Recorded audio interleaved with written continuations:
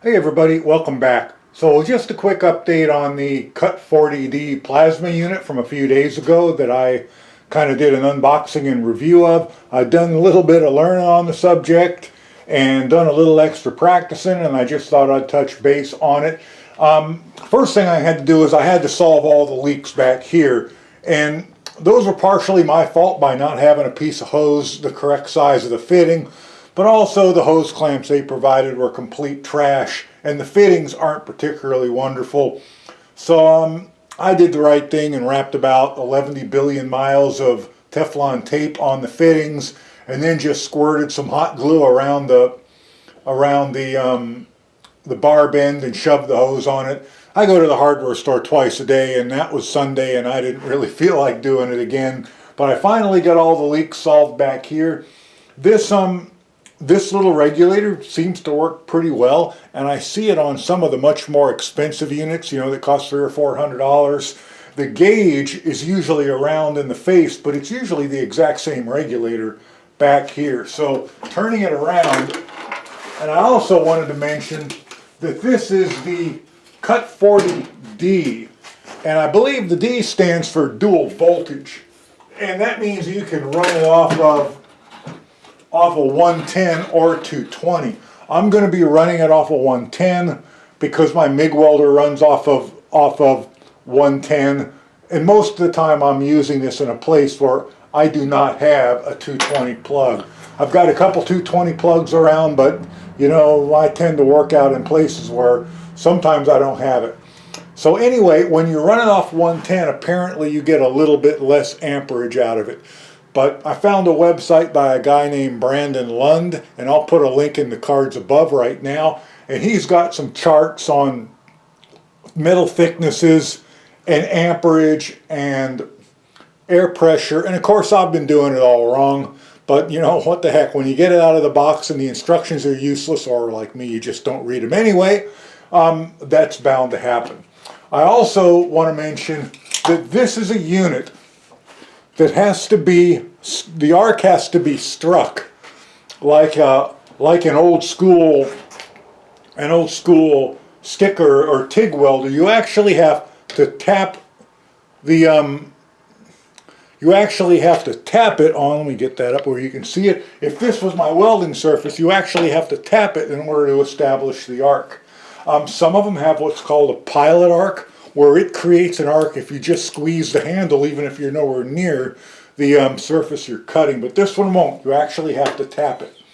Also, this one does not have the setting in case you're attempting to run this in some type of automated cutting machine. Those have a button where if you set it to it on the machine, you press and release, and then it stays on.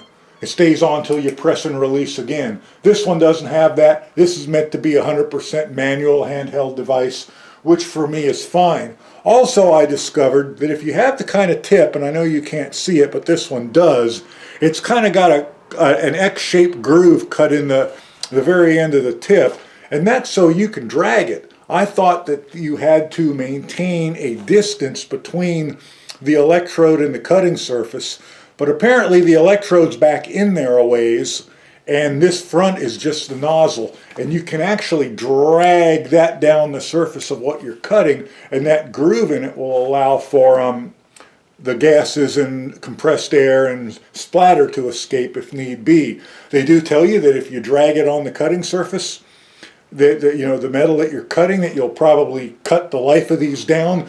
But you can buy a 100-piece set of these white ceramic caps and the nozzle and the electrode and that other little ceramic piece. You can buy a 100-piece set of those for like 25 or 30 bucks. So, and that's probably enough to last me a lifetime.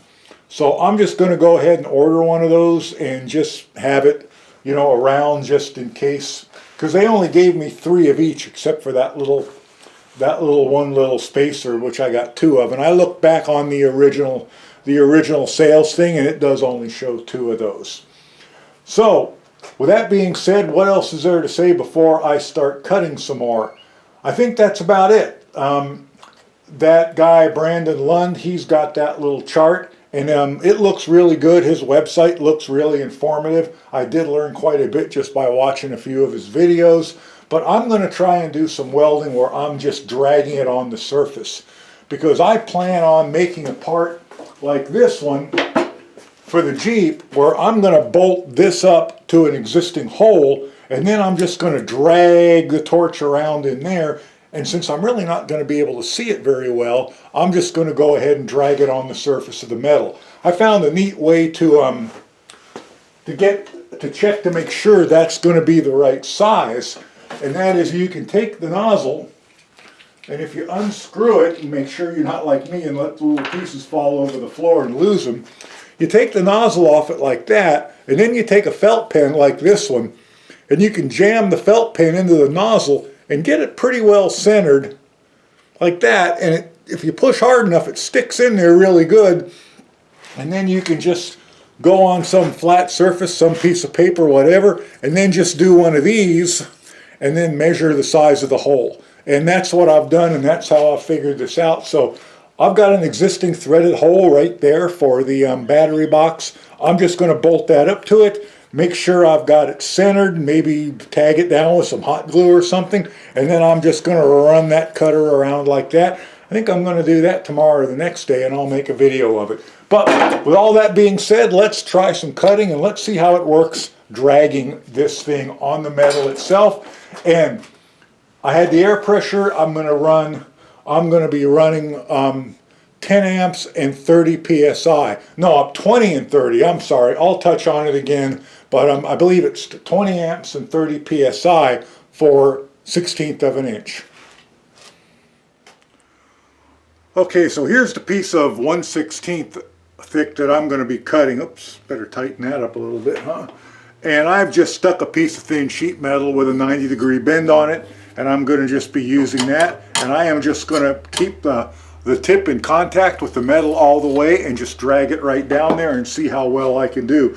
Now, if you're looking at this and you realize that things are looking kind of wonky, it's because this all didn't get filmed kind of contiguously. I screwed a bunch of it up, and I'm having to come back and film it. I made a mess of it, which you guys should be used to that from me by now. Anyway, here's this chart that I talked about from Brandon Lund's Facebook page, YouTube channel, whatever.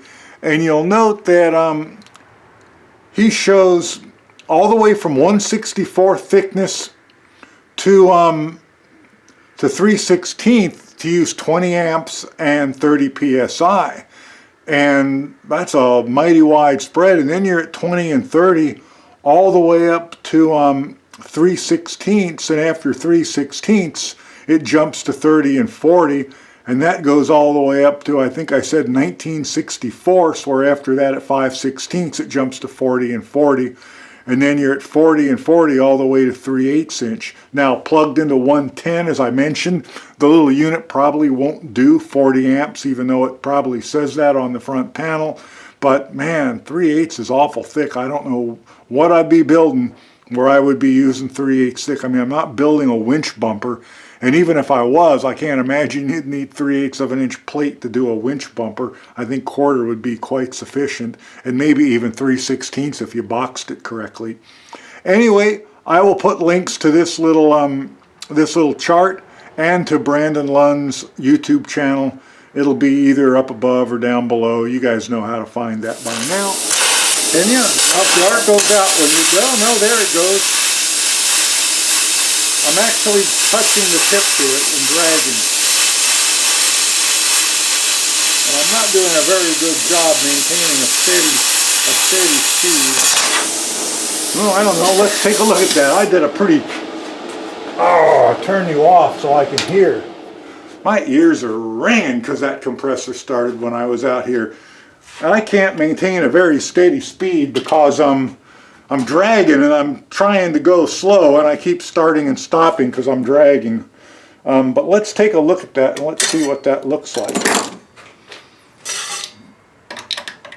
Yeah, it was kind of tricky getting the arc to stay lit while the tip was touching. Not sure whether that's normal or what. Let's get that over there, and let's let that out of the vise, and let's see what I got. I hope that's focusing. That's a pretty decent cut on the front side. Yeah, even on the back side, there's a little bit of slag there, but man, that would come off easy with a grinder. Let me, what do I got here? I can try to knock some of that off. Yeah, that's not going to knock off too easy, so you would need to run a grinder across that real quick to take that slag off. In the Jeep, I'll just use a Dremel tool with a sanding wheel on it. But that cut pretty good. You know what? That did so good. Let's try it again. Let's see with a little bit of practice if I can establish that arc a little better. But that did seem to work. I'm going to have to do something about that. Let's just put another bend in that like that, and see if I can't find a way to drag that a little bit more steadily. Notice I'm doing this without any protective gear on whatsoever other than the sunglasses. No gloves, no sleeves, no welding jacket, nothing. Don't try this at home because I'm an idiot. Anyway, I'm going to turn it back on. Let's try it again. But I'm convinced that this thing will do a pretty nice cut. I just have to learn how to do it better. All right, so let's try again. See if I can't drag it a little smoother. See if I can't figure out how to establish the arc too.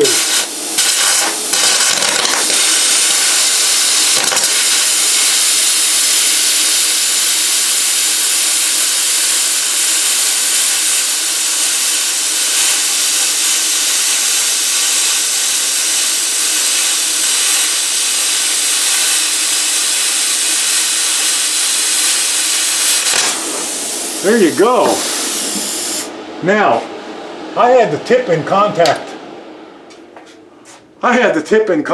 The whole time. I also read or saw in a video that your stream of sparks should come out at like a 10 or 15 degree angle. If they're coming out much more than that, or if it's blowing back in your face, you're going too fast. If they're coming out straight down or blobs, you're going too slow. So I thought that looked pretty good. The tip is suffering to some extent. Honestly, I think that could probably be cleaned up with a file pretty easily. And again, it's a sacrificial part, so I'm not that concerned. It's a consumable. If dragging it makes it wear faster and I go through 5 of them a year, and with the little bit of this I'm planning on doing, I don't care. Let's take a look at my cut. I did manage to move quite a bit smoother that time. Let's take a look. And I got the arc started a little easier because I got my head down there and I hopefully wasn't blocking the camera totally. And you know what? That's pretty damn good. Look at that. Look how little bit of slag there is on the back of that. That's pretty good. I'm pretty happy with that. You know what? I enjoyed that so much. Let's do it one more time. Let's do it again. The more I do this, the better I'm going to get at it and the nicer hole I'll have in the firewall of the Jeep. So, who knew having the machine set properly would make a better cut? I mean, seriously, this is crazy shit. Did anybody before me ever know that? I don't think so. Let's clamp that back down again. I don't know if you guys can tell, but I'm having a hell of a good time. I enjoy this kind of stuff. So if I sound like I'm having way too good of a time, it's because I am. Let me see where that's going to put my cut. Yeah, that's a little bit more than I want. Let's move it out a little bit. Let's move it out about to there. I'm probably going to chop right into that previous cut that my brother put there doing the girl. And yeah, turn the machine on and try it again. I'm still getting 30 psi. Oh yeah, I'm up to like 60 on the gauges on the compressor. So I should be good. Still says 20 on the machine and 35 on the 30 on the gauge. Let's do her again. Felt so good I had to do it again.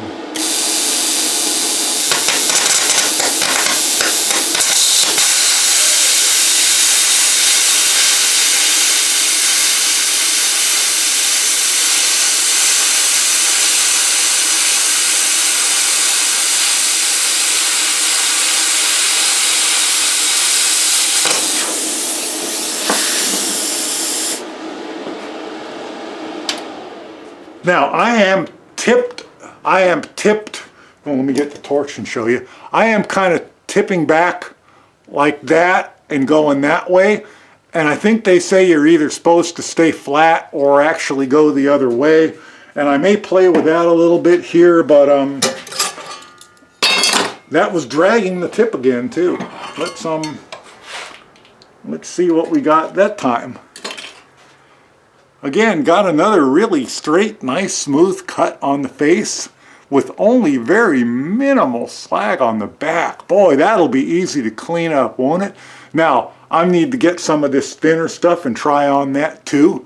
But man, that's nice. That's really nice. You talked me into it. Before I go, let's try some of this really thin stuff. This stuff is like 22 gauge. I just measured it, and I can bend that in my fingers really easy. It's probably even thinner than what the Jeep dash is made out of.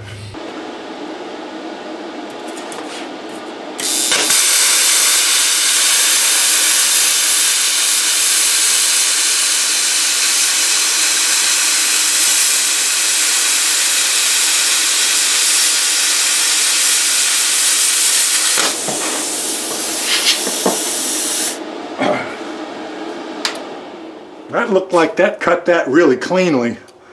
Get the sunglasses off so I can see. Get the clamps off, get the guide off. Let's take a look.